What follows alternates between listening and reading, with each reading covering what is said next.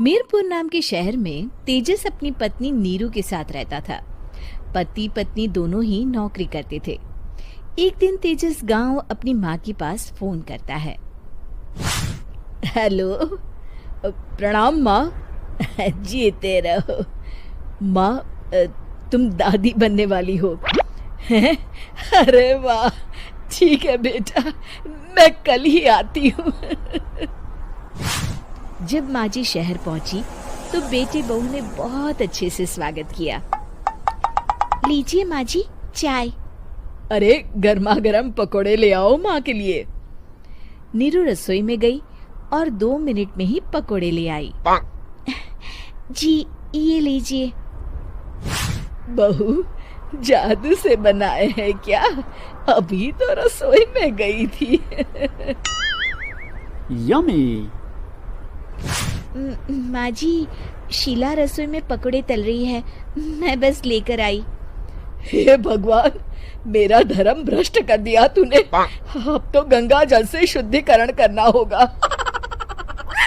दूसरे दिन, माँ जी मैंने नाश्ता बना दिया है, ऑफिस जा रही हूँ। पर अभी तो घर का सारा काम पड़ा है। शीला आती ही होगी, झाड़ू पोछा बर्तन कपड़े वो सब कर लेगी। हमारे जमाने में घर का सारा काम हम ही करते थे। जी माँ जी, आप बहुत होशियार हैं, मैं घर ऑफिस दोनों नहीं संभाल पाती। तो जरूरत क्या है घर से बाहर जाकर चाकरी करने की? वैसे भी घर का काम खुद करने से घर में बरकत आती है, समझी? पर माँ जी। पर वर कुछ नहीं, इस महीने की पगार मिले फिर ऑफिस बंद। हाँ। रात को नीरू तेजस से कहती है, सुनिए जी, माँ जी बोल रही थी कि मैं नौकरी छोड़ दूं। वैसे ठीक ही तो है, अभी तुम्हें आराम की जरूरत है।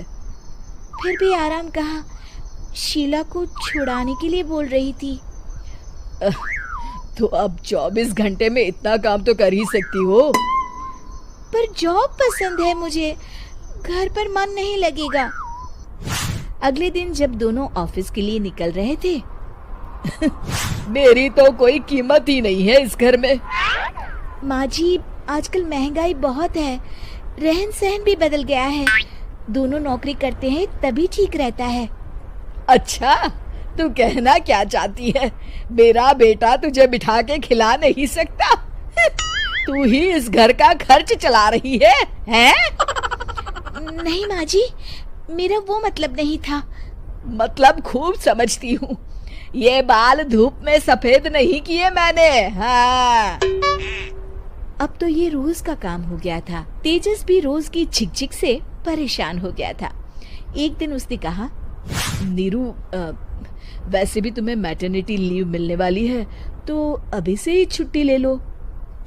पर क्या, मेरी सैलरी अच्छी खासी है। आखिर नीरू ने रिजाइन कर दिया। जब बच्चा हुआ तो घर में सब बहुत खुश हुए। कुछ दिनों बाद तेजस फाइल देख रहा था। क्या हुआ तेजस, कुछ परेशान लग रहे हो? हाँ, वो हमारी जितनी सेविंग्स थी वो तो हॉस्पिटल में और छठी के फंक्शन में खत्म हो गई है नीरू। और अभी वैसे मंदी चल रही है तो मैं बोल रही थी कल मुन्ना को हेपेटाइटिस का टीका लगवाना है। नीरू, क्या पोस्टपोन नहीं कर सकते? नहीं जी, बिल्कुल नहीं। अब तेजस को समझ में आ रहा था कि उससे गलती हुई है। पैसों की कमी का असर घर के माहौल पर भी पड़ रहा था। अगले दिन, बेटा मेरा चश्मा और ये दवाइयाँ ले आना, पर्चा देते हुए माँ जी ने कहा। जी। तेजस, मुन्ना के लिए दूध का डिब्बा और डायपर भी ले आना, और ये किराने के सामान की लिस्ट है, इसे भी लाना है। तेजस गुस्से में लिस्ट मरोड़कर फेंकता है और चिल्लाता है, पैसे क्या पेड़ पर उगते हैं? ये ले आना, वो ले आना। अरे पर ये जरूरत का सामान ही है।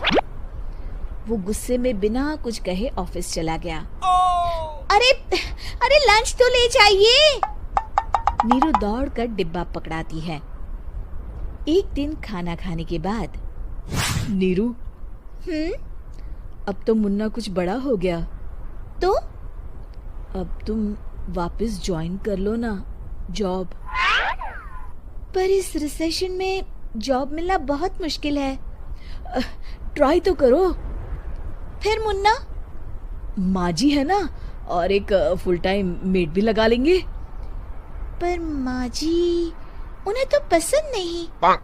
तभी माँ जी वहाँ आ जाती है और प्यार से नीरू के सर पर हाथ फेरते हुए बोलती है, अब मेरी समझ में आ गया बहू, पहले के और अब के समय में अंतर है। तुम काम शुरू करो, मुन्ना की जिम्मेदारी मेरी। मेरी प्यारी माँ जी। ये कहकर नीरू उनके गले लग गई। शिक्षा, परिवर्तन संसार का नियम है, हमें भी समय के साथ चलना चाहिए। उम्मीद है कि आपको हमारी ये कहानी पसंद आई होगी। कृपया हमारे चैनल को सब्सक्राइब करें और सभी अपडेट्स के लिए बेल आइकन जरूर क्लिक करें। और हाँ, वीडियो लाइक और शेयर करना मत भूलिएगा। Bye bye.